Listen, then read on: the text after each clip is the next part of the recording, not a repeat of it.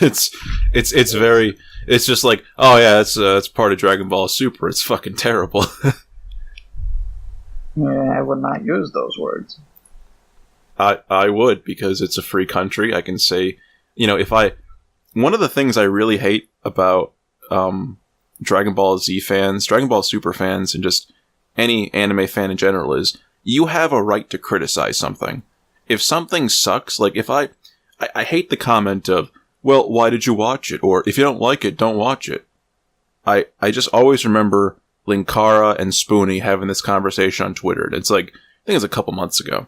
And Linkara's like, I just don't understand negative criticism. It's like, if you have a problem with someone else's work, instead of posting it on a public forum about how unhappy you are, why not just email the person who made the product, and if they respond to you, then you might get some resolution. And they'll tell you why their product was made the way it was. And I'm just saying, why don't you have thicker fucking skin? Have the skin a little bit thicker than an atom, Like, if you made something that's poopy, everyone should be able to voice their opinion on why it was poopy. That's just how the world is. I don't have to go through fucking legislation to tell you that you made a piece of shit. I mean, when I think about it that way, I'm then just faced with the fact that also people who complain should complain because they're gonna try to do something about it. Because if you're just complaining, you're just noise. Well, that's America, dude. You can have any opinion you want. And the thing is, if you're going to complain, a good content creator, regardless of whether they're a big studio or not, they know that it's a symbiotic relationship. They make stuff, people watch it. If they don't watch it, then there's no reason to make it. It's my same argument for Berserk 2016 and 2017. No one fucking likes it. And they still keep making CGI because it's like Highlander fans. They're fucking whipped so goddamn hard. They've waited 20-something years for Berserk to have a remade anime or some shit. I think the last one was in 1997, so they waited fucking 2 decades for something Berserk related. The CGI movies, they don't really count because they're the Golden Age arc again, but everyone's been waiting for the Black Swordsman arc.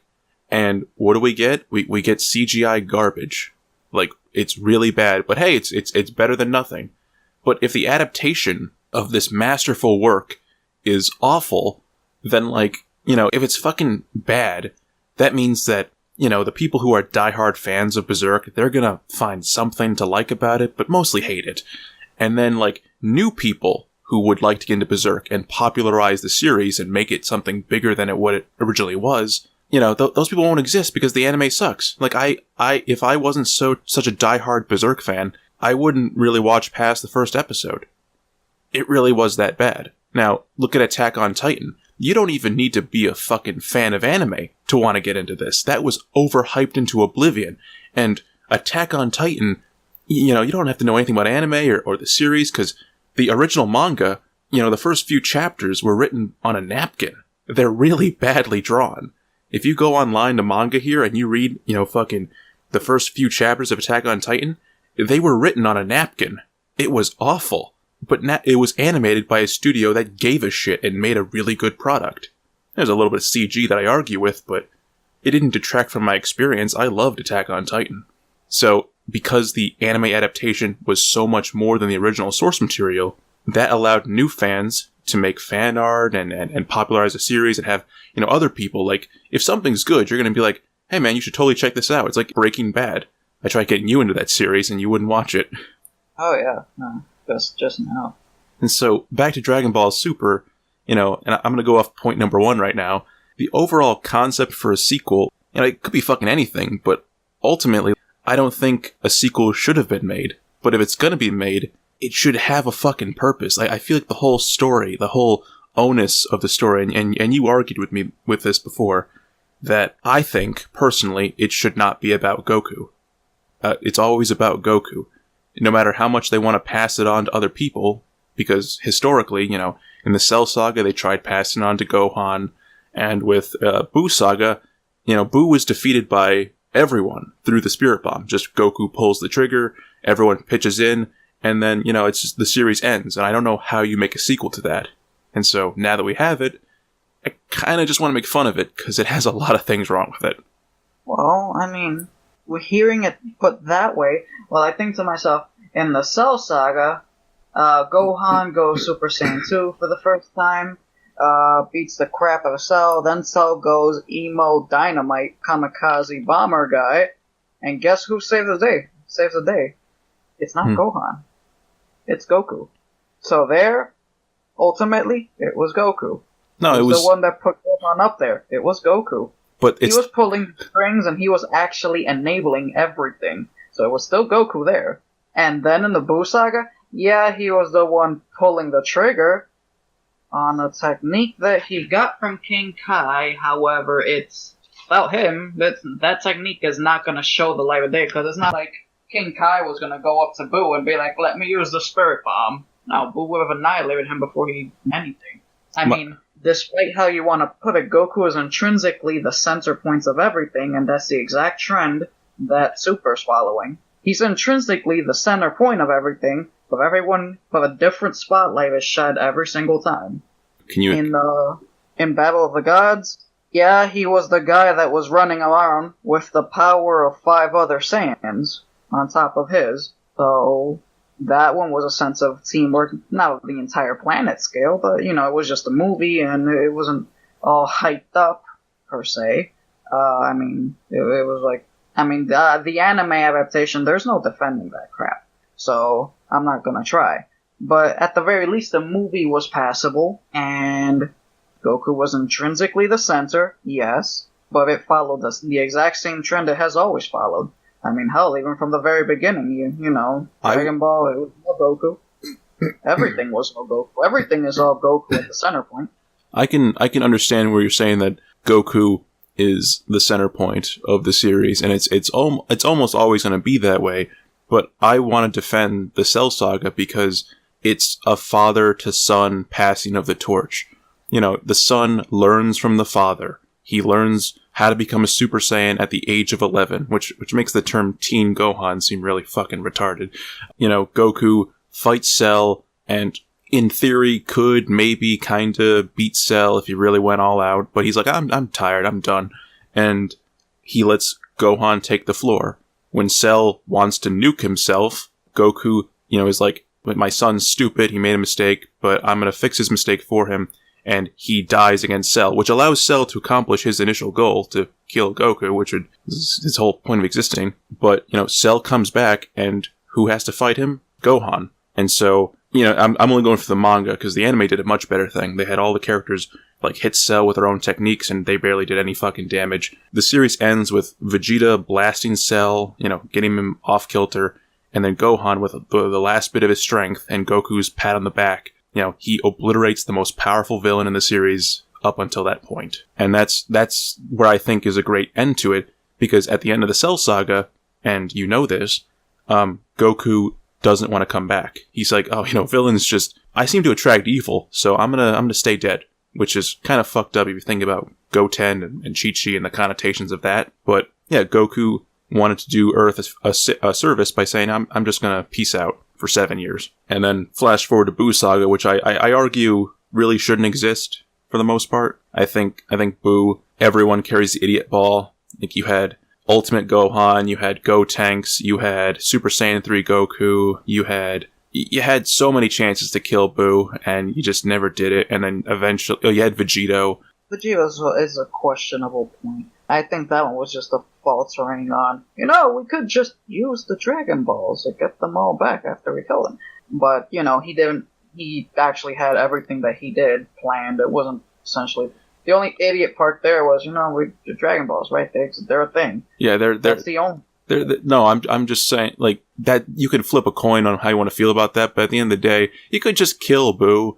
You didn't have to fuck around all day. You could have literally just slept, and Buu would have absorbed you. You didn't actually have to fight him, but they fought him just for the sake of being Saiyans or whatever. But anyway, everyone had a chance to beat Buu, but they didn't. And then at the end of the day, the Spirit Bomb, a technique based around teamwork and destroying evil, that's the thing that beats Buu. At the end of the series, we get a resolution. Gohan doesn't want to be a hero of Earth. And I get that.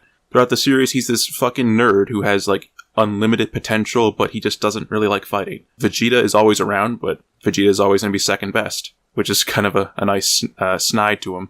So you have this character of Oob, who is a human with the power of Boo, and he'll mature to become Earth's savior by being the strongest human ever. And people hated the ending, but I thought it made sense. Now we have Super, which takes place in between, Oob's creation and whatnot, and we just have Goku hit this, he's the star all the time. He's this fucking mega god, it shakes the universe with punching shit, and then we have Vegeta, who's like in it, every now and again, who's on par with Goku, which kind of spits in the face of the original character arc of Vegeta, accepting he's lesser than Goku. I can understand, like, always training. He's not going to just stop. That's his whole gimmick, but he's actually at a level where he's equal to Goku, which I think is kind of against the point. He's always supposed to be chasing, not be, like, if Goku's supposed to be an 8 out of 10 or whatever the fuck the number is, Vegeta's like a 7.9 right now. It's supposed to be, like, a league behind. Like, Goku's an 8, Vegeta's a 7. I mean, to be honest, at the point that you announced that it's not like he's gonna stop training, he still has his goal, it kind of just makes the point, it's the point. What do you want? What do you want Vegeta to do? I want him to train, but always accept the idea that Goku's stronger. I want that dynamic duo of just being like, I'm always gonna train because that's what I am. I'm a prideful warrior, but I can accept the fact that someone's better than me. I just want the mindset to be accepted. I don't want this whole idea that, oh, you'll never be better than me, or like, we're equals, or I'm superior to you. Like, that's the whole purpose of a mindset change. He can still be Vegeta. He can still be arrogant and prideful of his strength, but he knows that there's someone better than him. And that's the whole point of his character arc. Throughout the whole series, he's this overly prideful dick who just thinks he's better than everyone else. And there's one point where he gets shot by Frieza, and he's like, you're the last hope of the Saiyan race, so he kind of goes through a full character arc in that moment. Then he comes back, and then he's like, I'm going to become stronger than Kakarot by going Ascended Super Saiyan. He gets super powerful fucking muscles, and then he sees Goku going full powered Super Saiyan against Perfect Cell, and they're having an amazing fight. He's like, holy shit, yeah, he's a true fucking warrior. He kind of respects him a little bit there. And then in Buu Saga, he's seeing Super Saiyan 3 Goku, you have this titanic battle against Kid Buu, and he's like, you know what, I no matter how hard I try, I still can't beat this guy. No matter how hard I train, I can't catch up to him. And when I think I can, he goes even farther beyond that. I just have to admit it to myself, you're the best. And that's where you end the series.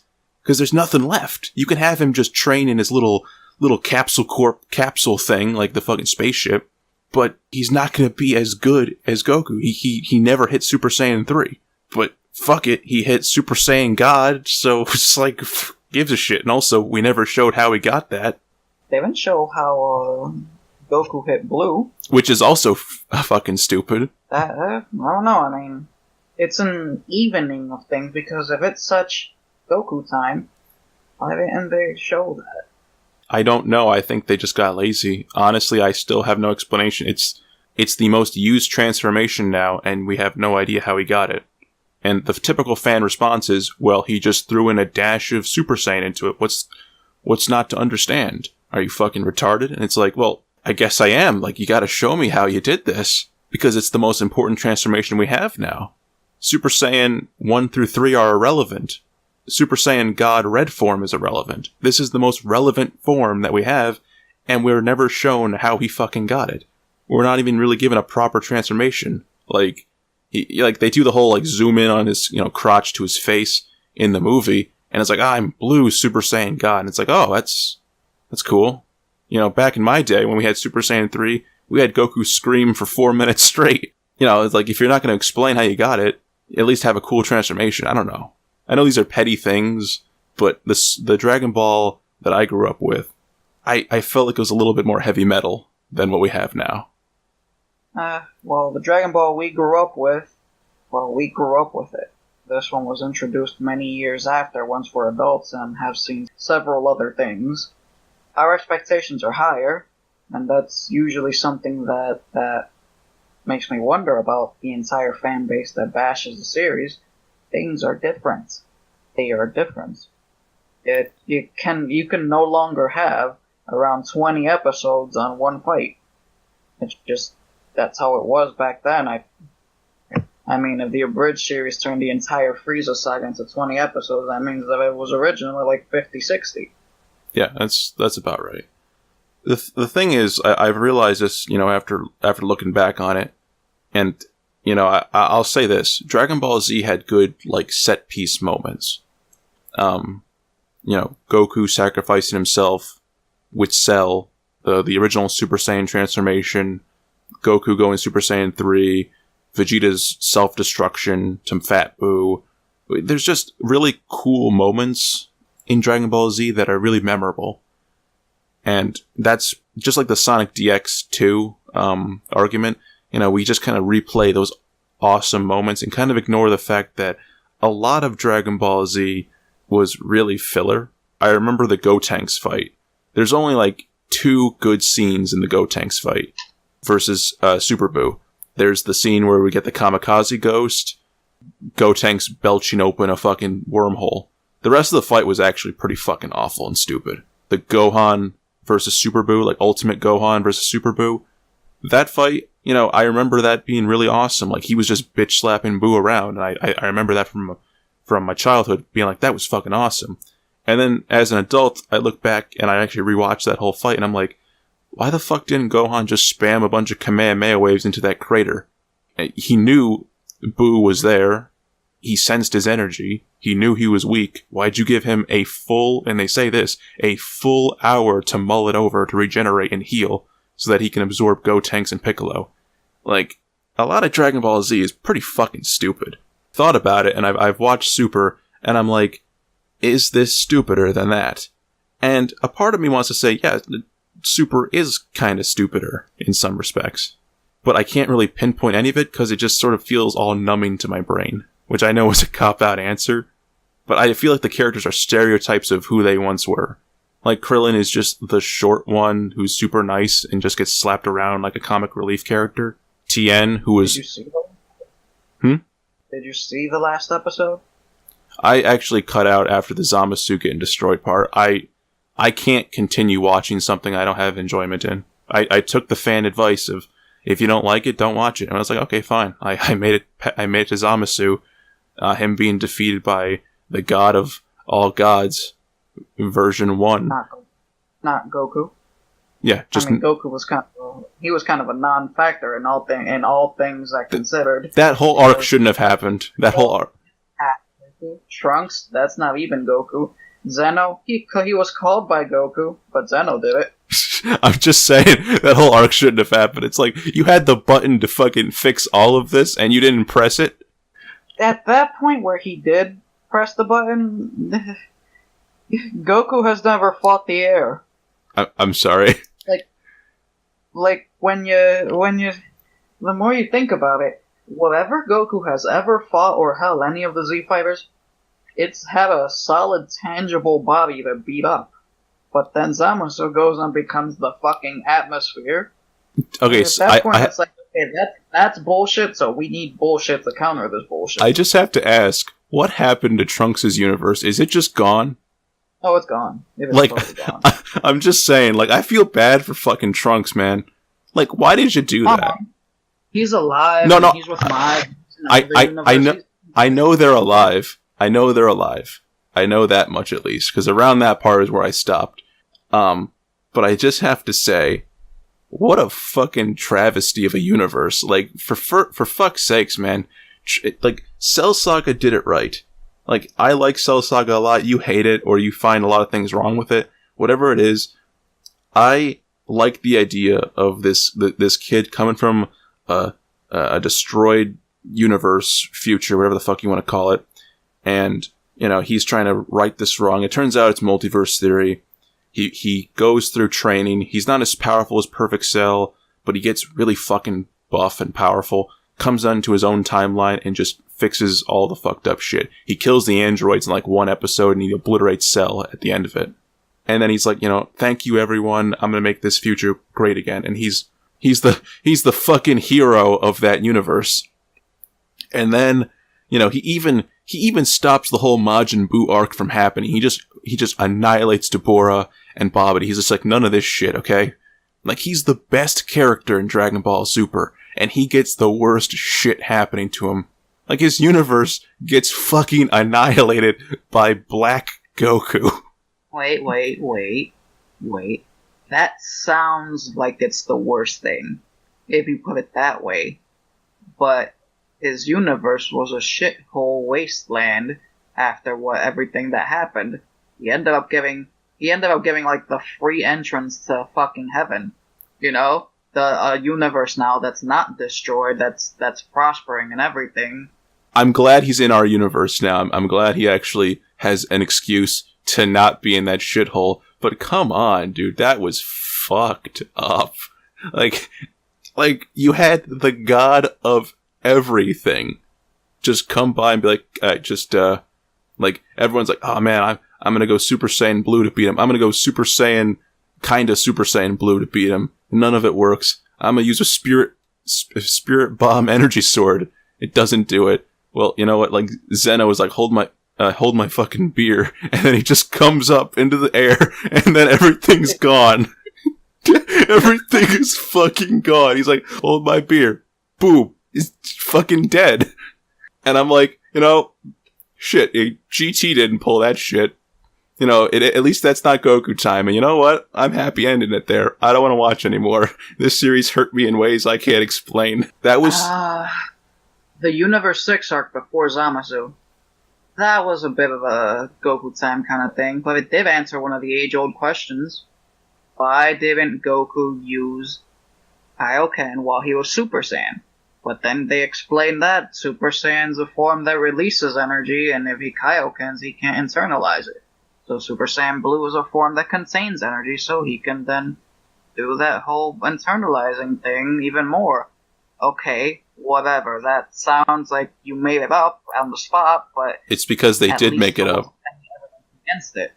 No, here's the evidence against it. The manga directly explains why... Like, there is no Kaioken in the manga, which is the official source material.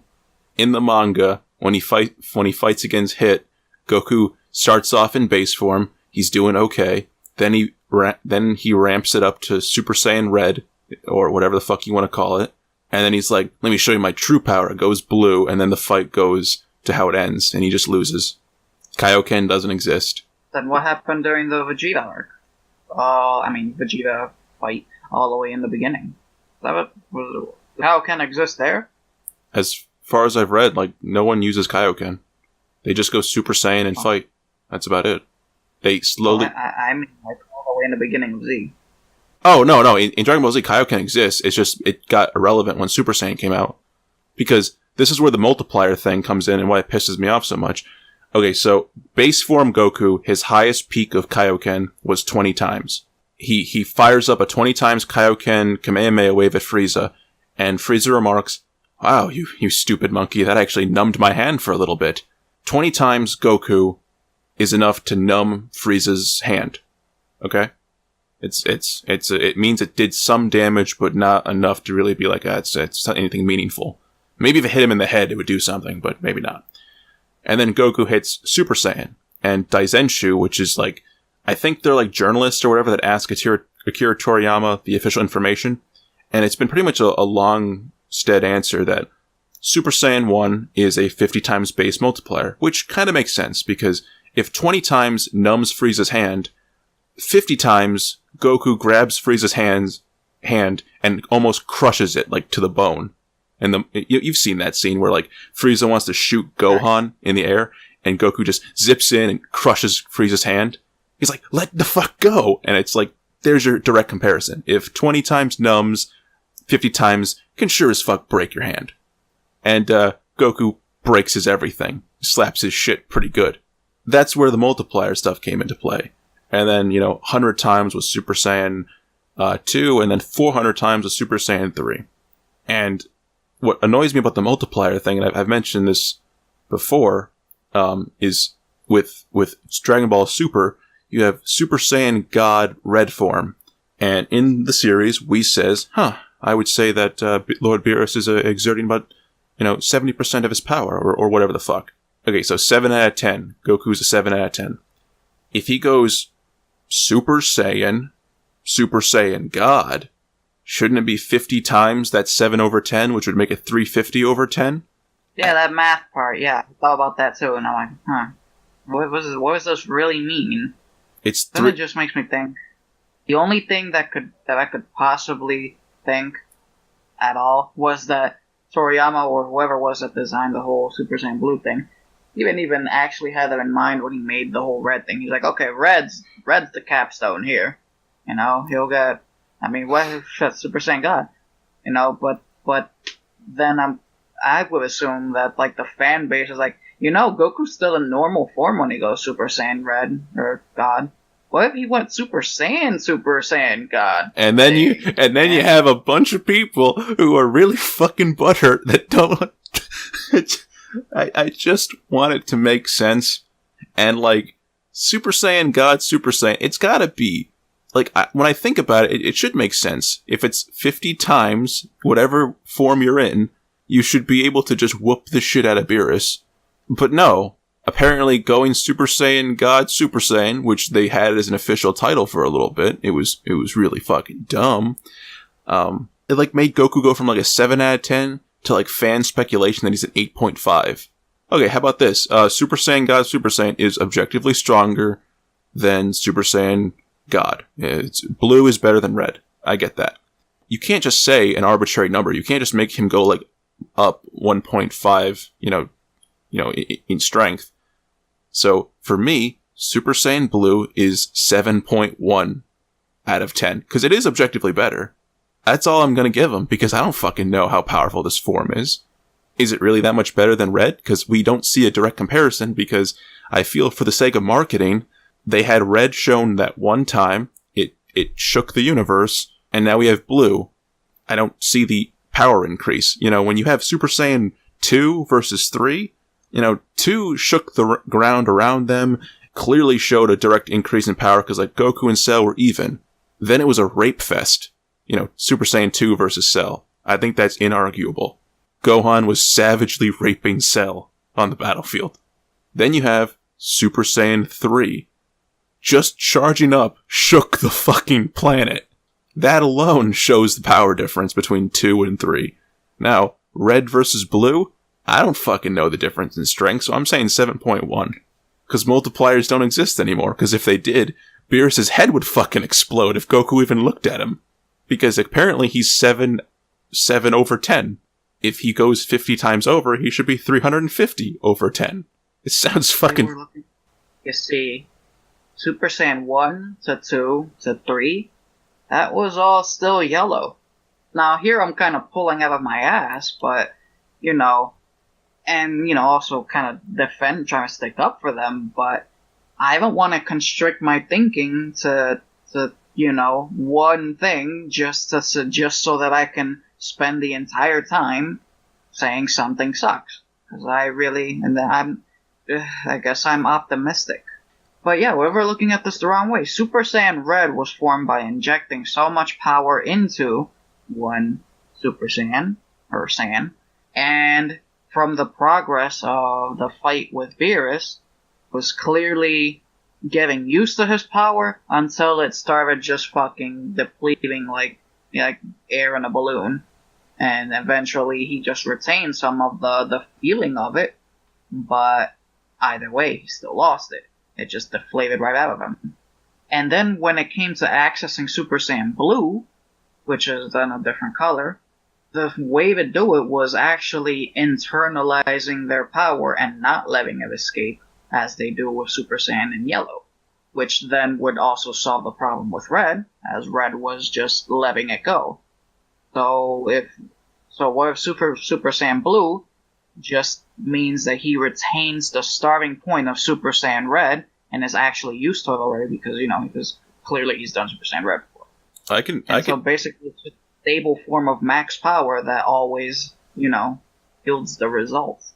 I can kind of accept that, and that's why I'm going to stay at 7.1 out of 10, because that makes some sense. In the first movie, he got he clearly went out of his red state, went into base form, went into Super Saiyan, and was able to keep up with Beerus. And it's like, he's long since lost his godly form, but he's able to hold up with Beerus. And that's because he felt what it was like to be at such a powerful level that it felt natural. Because Goku just kind of adapts quickly, I guess. And then going blue is just like, here's the next logical step. Now I'm waiting for Super Saiyan God, Super Saiyan Blue, level 2, or level 3, or Super Saiyan Green. I don't fucking know what's next. My explanation probably explains why he hasn't done some bullshit like Super Saiyan 2, because it's not really a power increment, it's a stability increment. Well, if there's no more transformations, this isn't really Dragon Ball anymore, I feel. Oh, I mean, right now in the opening, Goku does this whole thing where he's in red, and then he comes out of it in normal state. Does he go Mystic Goku? What? I don't even know. I would like that. I would like him to go Mystic, but I've heard theories that the reason he didn't go through that transformation that Elder Kai gave Gohan is because, Goku is supposed to, like, show, unlimited potential, which was what Gohan represented. But you don't want to have Goku hit his natural peak without training. Like, that's, like, Goku is to struggle, I guess. I want to compare the Series Super to the G. Oh, I really wanted to go into GT a little bit, because I know this is controversial. I know it's really controversial to people, because whenever you bring up GT, people go like, wow, really? Even Team 4-Star has, like, the whole running theme of just making fun of GT, but it really wasn't that bad. That's something you and I can agree on, like 100%. I don't see why people really hated it. Like, I'm not an idiot. I understand, Kid Goku, that's fucking annoying. No Super Saiyan 3. Super Saiyan 4 looks kind of silly. Pan's annoying.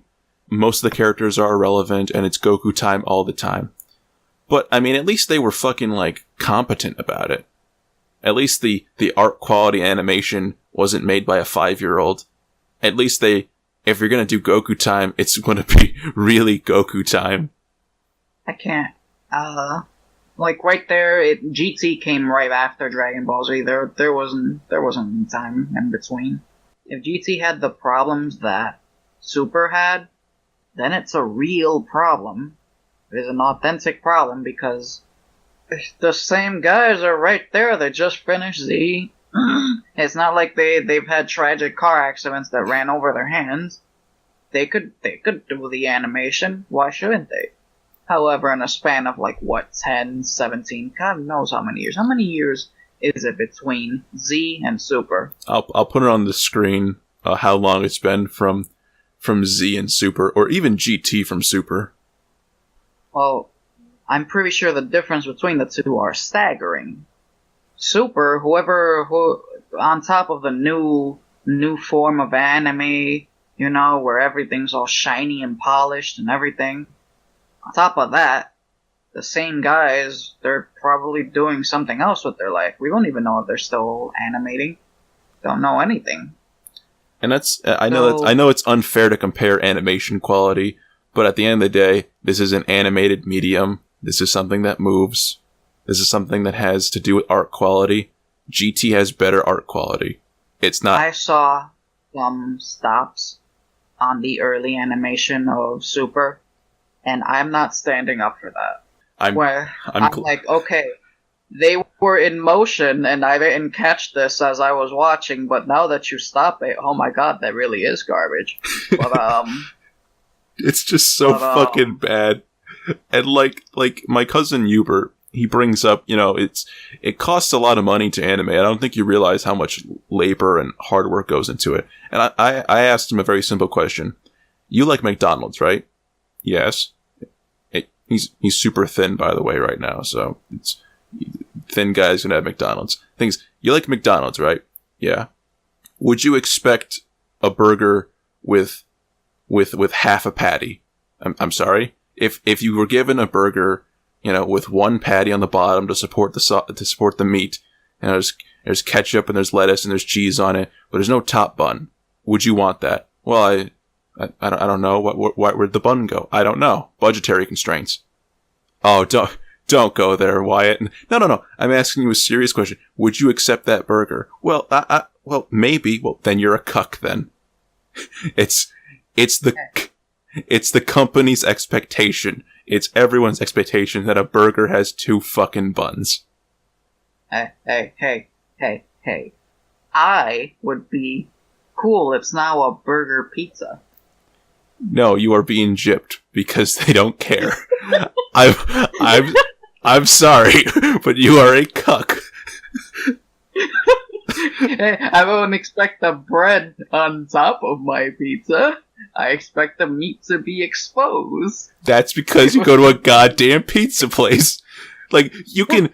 And, like, the thing is, there's people out there that defend that mindset. Like, well, you don't understand. There's budgetary constraints.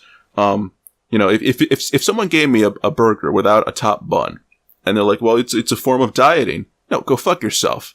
I came here for a burger. You're not giving me an open-faced pizza burger, you piece of shit. The same thing fucking applies to Super. It looks like garbage. It's not what I expected. Oh, you're entitled. Yeah, I'm entitled. I'm giving you my fucking time and attention span, you cocksucker. Make a good animation. GT has good animation. Hey, do you have a membership to Crunchyroll? I used to, yeah. Okay, you used to. Well, right now, you're not paying any animators anything, and if you're not paying your money, then your McDonald's analogy kind of falls apart. It's an analogy, right? Words. Because you're paying McDonald's to give you a burger. Okay, that is also really fucking stupid. There's other ways to pay these animators. Like, do I have to, like, donate, like, $50 fucking to a certain Patreon every month so that animators get their shit together? Because... You know, there's other animes that are being released by better studios that, you know, look fucking good. I watched One Punch Man. You know, I watched it all the way through. I don't know what company made it. I don't know. I remember the only companies that I know, like Studio Madhouse, I know they made Death Note. I don't know if they made One Punch Man, but like, whatever company made One Punch Man, I was told that they had a budget of peanuts and they made animation that fucking good. But Noble, the animation, you know, it only spanned like a few episodes. It only was like 12 episodes or something. Well, you know, then maybe make Dragon Ball Z not a fucking 50,000 episode anime anymore. Get with the times. Like Dragon Ball. There are things that I kind of wish that Super and GT kind of decided to take the best from each other. Super follows the same amounts of weights on Goku that Z did, because I'm not going to say that Z was, oh no, this wasn't Goku time. It was like, let me masquerade this as someone else time, but it really is Goku time. Well, Super's doing the exact same thing. Whereas GT, that one did something different. Once Goku went Super Saiyan 4, was the only one that could start a fight and end a fight. Nothing in between. At all. He fought, he won. That's Goku time. Once he went Super Saiyan 4, well, for starters, Super 17 just got annihilated like dust. That was awesome. I don't even know how to describe that fight. That shouldn't have happened. The poor bastard got punched through the stomach and Kamehameha waved 3 times. They repeated that animation. I thought it was like a fucking bug on my DVD, but no, I actually went online. Kamehameha waves him 3 times with the same fucking frames. Yeah. And Baby, he beats him up. Then, I forgot what happened. I haven't seen it in a while. But somehow Goku ends up losing. Then he gets charged up. And then he beats him up again. He fires his ass into the sun. So Goku. Okay, I've heard the message of Goku for Baby, Goku for 17. What came after that? Shadow Dragons, where Goku did 9 out of 10 of the work. That one is when Vegeta decides to show up and fuse with Goku, and congratulations, Vegeta can finally give a little cut of that pie, but where was he for all this other time? Nowhere. So that tiny bit of pie is like, that's nothing.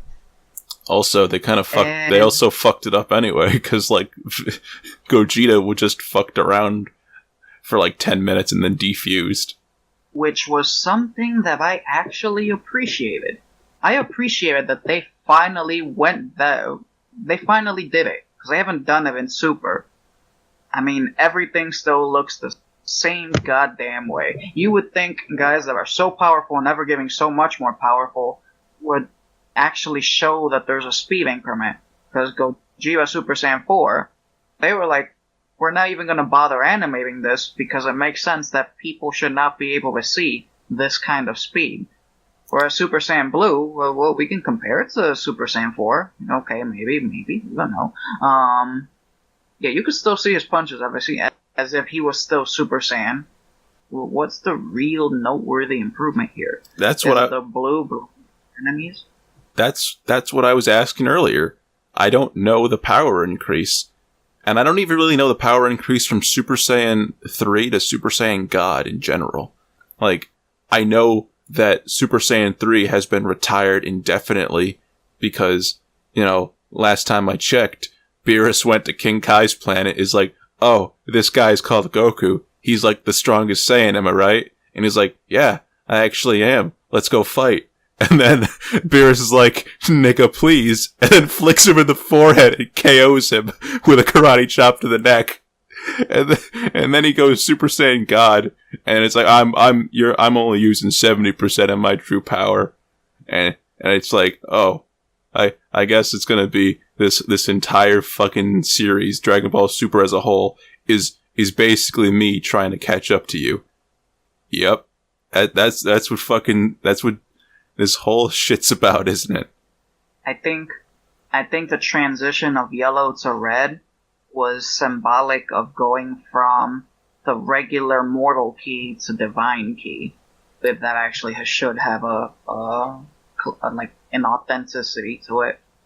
And then red to blue is just controlling that divine key to actually keep it. I mean, Masako X did a video on the colors of Super Saiyan actually symbolizing something, actually meaning something. Which is why you haven't been watching, but the Broly scenario has been made canon. It's no longer just a movie thing. I know there's like a female Broly. She doesn't have tits when she goes Super Saiyan, Legendary Super Saiyan. The colors, for the most part, do you know why Super Saiyan, the original one, was made blonde? Yeah, that's because they were fucking lazy. But, after that, hey, let's make this a thing. Yeah, I can appreciate that, but at the end of the day, I still can't shake that as a feeling of, the colors, for the most part, it's just like I can kind of get behind it. Like, you create something out of being lazy and trying to give meaning to it. Like, Super Saiyan God Blue, I can appreciate the idea of Super Saiyan Blue representing, like, good ki, because we had a contrast with, like, Super Saiyan Rose, which was, like, you had this evil asshole who got access, who has evil ki or whatever. I can kind of get behind that. I don't mind that. I don't think that's stupid. It's just, I would like them to spend some time actually explaining this shit in like a very transparent way. When I watch Super, I don't know, I feel like they were always dancing around the issues. And I mean, they're issues if you want to consider them issues, but I just want some continuity, some understanding. But I guess that's an unfair thing to ask for, because even back in the day, we didn't really fucking understand Super Saiyan all that much either. You go blonde, I guess you hit some kind of like, prophecy. Like, Super Saiyan was hyped up, but then you hit the newer forms, like, why does Super Saiyan 2 make your hair go straighter? I guess it's just more intense. With Super Saiyan 3, you grow hair, and then it just kind of like disappears when you fucking go back to base form. I feel like at the end of the day, I've grown up. I've watched better anime, just better shit in general. Doesn't have to be animation, be film or whatever. And I've just kind of outgrown this garbage, and I just don't want to watch it anymore.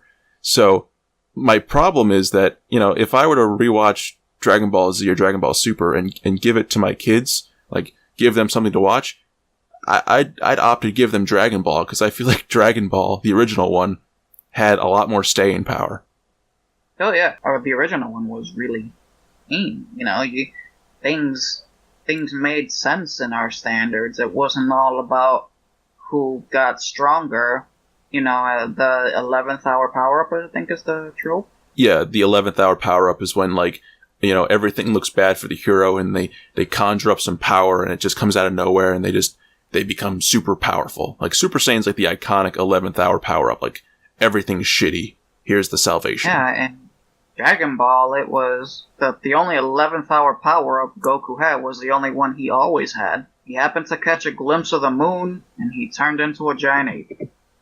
It was mentioned from day one, I think, of Dragon Ball. And that's why I like it. Like, the characters, when they get into a fight, they just go in with the power that they had before they entered the fight. And the fights had some give and take. Now, in Dragon Ball Z, everyone, we're talking about power levels. And those were really created just to, allude to, let me just rephrase that. Power levels were created to just make it seem like they were irrelevant in the first place. Like, oh, his power level is this much. That means I can beat him. And then he, like, increases his power. And it's like, oh, crap, I can't beat him. And then he gets beaten. It was to be shown how irrelevant they were. But now... They basically got martial arts for power levels. And now it's like power levels are reintroduced as a concept, or at least numbers. And I feel like, calling Goku a 7 out of 10 versus Beerus is 10 out of 10 is just... It's really dumb. It gives people some fun fake numbers to do bullshit math with. And I've seen a bunch of YouTube channels who are like, let's do some analysis. You see, if Goku's a 7 out of 10, that means Super Saiyan Blue, just my rough estimation, is 8.5. Which therefore means, like, if he were to train over the course of, if he attained this form over the course of 2.5 years, if he were to train for, say, a decade more, he might be able to take on Beerus.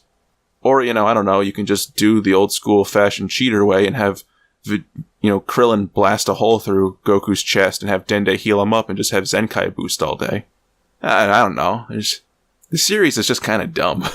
Like, they dropped Zenkai boost right after the Frieza arc. And I mean, there's a theory behind the Zenkai boost as well that I can mention, is that it's supposed to increase the Saiyan's base strength to get closer to Super Saiyan. But it wasn't dropped because Cell got a Zenkai boost, and he became Super Perfect Cell, so I don't even know. Yeah, he got closer to Super Saiyan 2 Perfect Cell. So is Zenkai boost now irrelevant? I don't fucking know. The whole Supposedly, as Masako X goes, he continuously mentions it, and Masako is like really into the Dragon Ball stuff. He gathers his information and, makes his connections and such. I listen to him.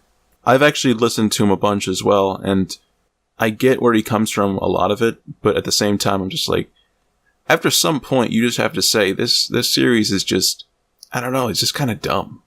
And I know that's a really poor way to explain my opinion on Dragon Ball Super, but I just don't find myself enjoying it. And at the end of the day, if I don't enjoy something, I'm not going to continue caring about it. And it kind of sucks, because I did rewatch Dragon Ball Z, and I enjoyed Dragon Ball Z Abridged. And I think that says something. I just don't find anything enjoyable about Super. And I feel like either that comes from a place of, I expected more, or it's objectively bad. It's got to be one of them, or a combination of the two. In what respects do you actually enjoy Dragon Ball Super? Well, I was about to say, actually. I enjoy the fact that the other characters are actually showing their stuff. I mean, it starts off with the whole Yamcha thing that I've already spoken about, but, Yamcha got his own episode where he shined, because I haven't said it in this podcast. And just recently, Goku, for the price of, Krillin, for the price of himself, took out 2 of the warriors in the tournament. And it was using the good old-fashioned Krillin strategy. The first one he beat with his smarts, and the second one he beat just like he beat that one guy, the first martial arts tournament, the stinky one. Forgot his name. But yeah, Krillin farted the stinky guy and knocked him out. In this case, he was, it happened a bit more maturely. Instead of Krillin basically dropping trowel and just farting inside the guy who could only smell to find his opponents, he instead flung his shoe at his nose. And 18 was grossed out, but it worked. It worked wonders. Krillin got his second kill. 1 for 2, in most standards, is really good. Alright, so let me get this straight. 18 was grossed out by Krillin throwing a shoe at a person who has to use his nose to sniff out his opponent. She's not grossed out by the fact that she has regular sex with a midget. Okay. Preferences are preferences, I mean... I'm just being a dick. But no, like, that sounds cute.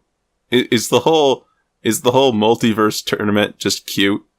The whole multiverse tournament, like, as I've gone into it, I'm like thinking, what are these guys really gonna do? I mean, the first thing they did, with the exception of Goku, Vegeta, and Frieza, was huddle into a circle so that they could defend from all ends. Okay, that's smart. Okay, but if a guy like fucking Goku with Super Saiyan Blue comes charging in, he's gonna bowl you over like bowling pins. Doesn't even matter. What are the stakes here? What's the point of this tournament? Losing universes get wiped out, erased from existence. Wow, that sounds actually kind of hardcore. I kind of want to watch it now, but let me just ask this right now: has any universes been destroyed aside from Trunks' one, like due to this tournament? Yeah, Universe 9 got wiped out. Universe 9 was like that antagonist set of characters, like they're the scum. Well, I mean, like, that universe has innocent fucking people in it as well. Is anyone? Yeah, but they generalize it to the Supreme Kai of that world. Is like this? That sounds really fucked up. It seems like Danganronpa fucked up now. Like, there's good people in every universe. It's not just a homogenized everyone's bad. Yeah, I mean, that's how I'm putting it, because what else do we have to go on? It's not like we know anybody. The series hasn't introduced anyone of any memorable value. But you can always... we have people going that have actually cheated before the tournaments even began. They lost first. Fitting.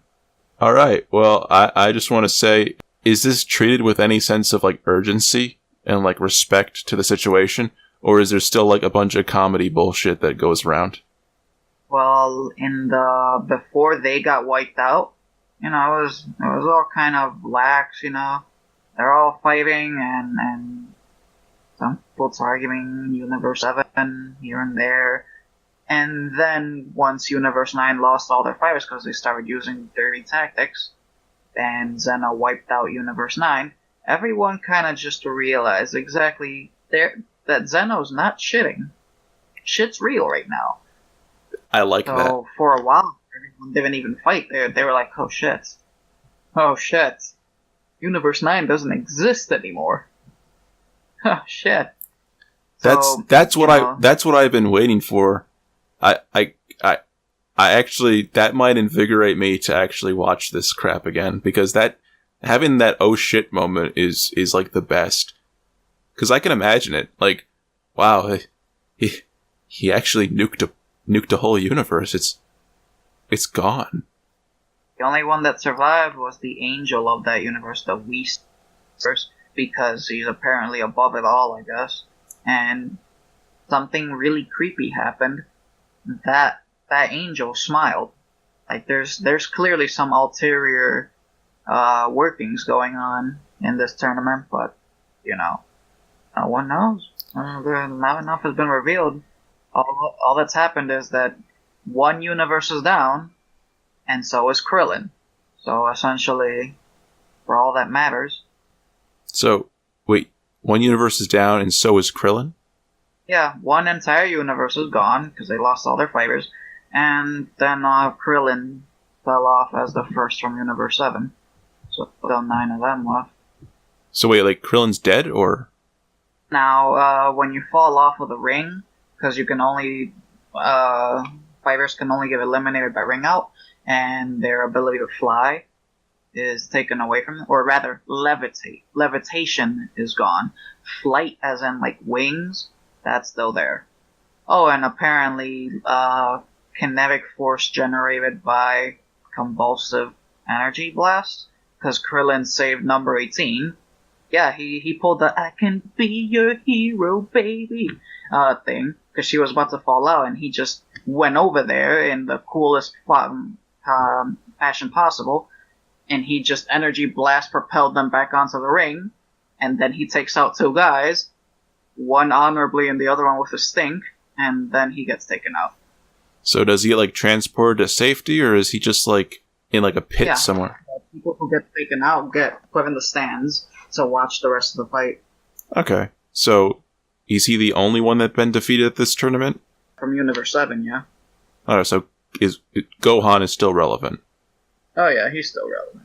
Okay, thank you. So far he's proven he's the Circle's strong guy. Because Goku, Vegeta, and Frieza, they don't want to be there. And they want to go kick some ass. Well, I'm interested in watching this now. I'm going to just pretend that most of the beginning half didn't happen. Do you think this is the last arc? I don't know. But if there's one thing I do know is that this arc is intending, I've said it before, is intending to actually try to cover some of the faults that the series has had. You know, I mean, they brought in, 7 nobodies from Universe 7. They ain't nobodies because what were they really doing to actually follow the trend that DBZ always had? Goku may be the guy you're counting on for that final punch, but everyone else plays a part in some way, shape, or form, varying weights. I might get back into it. This sounds interesting. So, do you have anything closing remarks to make about this series? Because I honestly said everything I have to say. I mean, there's still so much. I mean, there's the Frieza thing. How Frieza jumped up from so many... Oh God, yes. God. Okay, so explain to me how Frieza, but I actually thought about this in the car earlier because I was looking forward to this podcast. Goku trains for 7 years from Super Saiyan 2, in Otherworld. After he gets killed by Cell, he goes to Otherworld, he fights Pikkon. That's filler, but let's just say all that stuff mattered in his quest to become Super Saiyan 3. It took that nigga 7 years to hit Super Saiyan 3, and that form gets one-shotted, or, love tap defeated by fucking Beerus. Then you have Frieza, he's revived by the Dragon Balls, and he says, I'm gonna train for 4 months, and he becomes a form on par with Super Saiyan Blue. Are you familiar with the learning curve philosophy? I am familiar with the idea of convenient writing, and I'm also familiar with the idea that Frieza can't tell time for shit. Think about it. Think about it. For 5 minutes, that fight on Namek lasted goddamn 28 episodes. He's in 5 minutes, this planet's gonna blow. Do you even know what a minute is? Frieza saying 4 months might actually mean, in all likelihood, 4 years. I would believe that. He's a superior species to Saiyans, and he can't tell time for shit. I mean, if you want to, shit off this explanation by that kind of mentality, then there's really nothing I could say. That's what is your prevailing belief?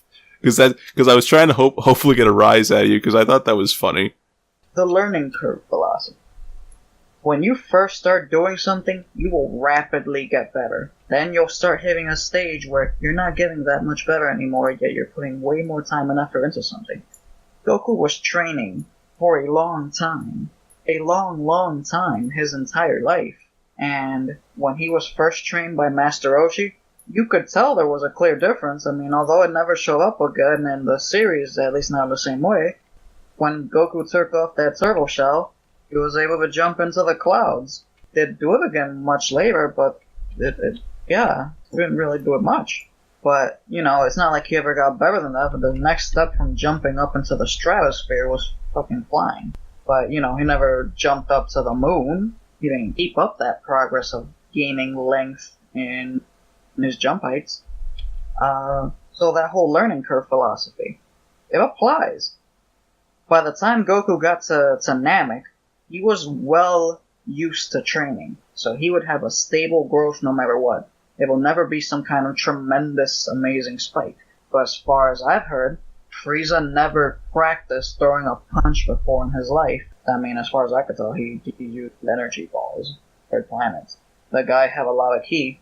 You put that kind of tremendous ki behind his body, and he would naturally be very powerful. And then this whole 4 months of training thing, I think 4 months is ample time for him to magnify, especially considering he was also on a different planet. We don't know how the gravity there was. It could have been really harsh. Situations could have been harsh.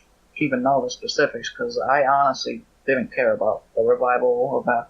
However, I did care enough to actually think about how this could even be possible on logical terms. He was training. Normally, I was just going to say he was training on a rough planet. Okay, so the learning curve turned what is normally a very strong fighter into a now actually trained strong fighter. Because if I knew martial arts and my opponent didn't, they could have been lifting weights all their life. But because I know proper technique, I could probably beat the person. Really, that's what martial arts is all about, supposedly. Allowing the weak to defeat the strong. Here we have Frieza being the strong, now becoming the trained. On top of that, that's basically a Super Saiyan power up on its own. Because that's a multiplier to that enormous ki that was able to basically make him a final boss of the beginning. So then he actually then obtains a form of comparable to Super Saiyan. So turning training on a large base with a great learning curve, and then topping it off with a multiplier from a Super Saiyan-like kind of transformation, that's quite a bit of stuff. Whereas Goku, throughout all of this time, he's been on the same stable kind of training curve. Which isn't even a curve anymore. He wasn't on a stable training thing. That's the thing. He's been training, but he's been training differently. He's been increasing gravity when he was learning with a turtle shell as a kid, because the turtle shell probably weighed like 50 pounds on his back. He goes on to let's do this in hierarchical order. Like, as he got better, he would go and, like, I would say the most significant thing afterwards would be drinking holy divine water. After that, he would train with Popo and learn how to do ki, and he'd fight, at like super speed, and he'd fight against himself and learn techniques. He would then go even into more insane training when he'd become an adult and go in that tournament that he faced off against Piccolo. He had rocks, big ass rocks attached to rope, and he would swim in the ocean. He would run like entire forests and run at the speed of light. Like, he was significantly faster than he was before. There's a moment in Dragon Ball where he spins around so fast that he creates a tornado. Then we go into Z, where he does 100 times gravity training. You should probably be able to know this by now, that you're actually establishing the pattern of growth. You're literally saying that every single time he does something, the next step of stronger. So basically, his incline isn't just training. His incline is actually in his training method. Therefore, the learning curve is still less effective. He has to keep upping it to basically keep up with his own self, his own progress. But it's around the same well, the thing is about Frieza is, like, his training isn't really shown, but, like, he wasn't, like, that's the fucking problem with Frieza, is, like, we don't know what he was actually doing. They show a little bit of a segment on him on like a hellish planet that's got lava everywhere, but, like, one of them is like, oh, it's such intense gravity here. Unless he was on a planet that did like 50 bajillion times gravity, then, like, I guess that's enough of an explanation. Frieza must have literally been doing some impossible shit to become as strong as he was. But going from never knowing how to throw a punch, which is bullshit because he did throw punches before, to... I mean, not really knowing how, not really not knowing how, it's more just actually practicing it. Yeah. So, like, going from someone who has very limited knowledge in combat to becoming, and again, this is the distinction between combat skill versus ki, which is such a writing device, and I hate it because you just become so ungodly powerful, and it seems like it's just unfair, and that's probably the reason that I dislike it, because 4 months is such an arbitrary amount of time, but it's also such a small amount of time. Like, he could have said 2 weeks, or one day, and it would have still, like, it would have pissed me off even more. If he said something like, I'm gonna train for a year, at least that would make some sense. Like, the most recent fight we have now is Conor McGregor versus Floyd Mayweather in boxing. Conor McGregor is the best UFC fighter, MMA fighter. UFC is the company, MMA is the sport. And then you have Floyd Mayweather, who is an undefeated boxing champion. He has 49 wins and 0 losses. And everyone is saying Floyd Mayweather is going to lose to Conor McGregor, because Conor, he's this guy with really destructive punches. You know, he's kind of like Frieza versus Goku here. It's just like, one actually is a boxer fighting in a boxing match, and the other one is a fucking MMA fighter in a boxing match. He doesn't have the experience, and he might have a year's worth of training to get that experience, but it's not enough. So Frieza getting that experience to be super godly powerful in 4 months, just, it seems so ridiculous to me. And the thing is, it's key. It's not even really battle experience. It's just this ethereal energy that makes you godly. When it comes down to energy and experience, shows like Yu Yu Hakusho, where it's like you train and as a byproduct you get more spirit energy, you get more power. I like it when the series has a reasonable amount of energy, shooting energy blasts and stuff relative to the amount of time you train. In Yu Yu Hakusho, so they're gonna have filler. Then again, neither the Super. And Super filler, but not like Z. And Yu Yu Hakusho, I will still stand by this as just an objectively better show than Dragon Ball Z. Can we agree on that? Oh yeah, wholeheartedly. I mean, You can be a dick and be like, oh, you know what? No comparison. Well, they both throw punches and shoot energy blast. Congratulations, you piece of shit. But Yu Yu Hakusho made sense. Basically, a spirit gun is just the byproduct. Like, Yusuke punches really fucking hard. His spirit guns can blow up concrete. You know, by the end of the series, like, I think they get as strong as Country Busters, even though they never actually do that. Like, the last punch that's significant in the series is Yusuke versus Yomi. They punch each other so hard that could probably nuke a city, and that's just them punching each other. The one spirit gun that he fires, like, Yusuke fires one demon one and one spirit one, and it looks like a fucking, like, a chemical factory, a nuclear power plant fucking explodes. You know, in Super, by the time they're in Cell Saga, like, the idea of aiming at the planet can blow shit up. And so when we're talking about this god stuff, going from Frieza, who was around that time, that era of a character being able to blow up a planet just by throwing energy at it, and going to godly status, I've always just wondered, like, why don't they just fucking, like, get that powerful? And they tried doing that with, like, Beerus and Goku punching each other and shaking the fucking foundation of the universe. They're getting too powerful. It needs to happen where they sneeze and shit goes wrong. And so I always think, like, Frieza goes from just being a planet burster to now being a universe shaker. And now it's kind of making sense that he can train to get that way, but it's just 4 months. It's such an arbitrary time. No, exactly. At this point, because I kind of made my point. I mean, what else can I say is this?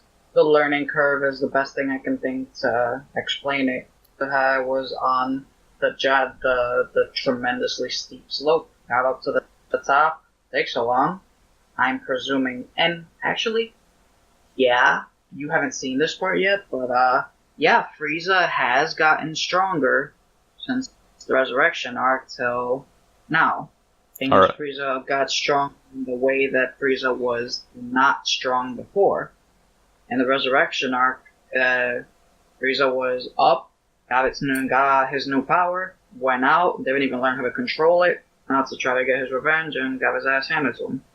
Ever since that point, he supposedly spent his time mentally training and focusing on the fact that, you know, eventually he'll get the chance to fight Goku again and killing him. So through that kind of mental training, I guess that would be another incline that Frieza doesn't naturally do, ever, because they're getting used to doing that, just like Goku. But, you know, how many times can they play the Frieza card? I mean, Frieza, for them being for this tournament arc, it was a tremendous controversy.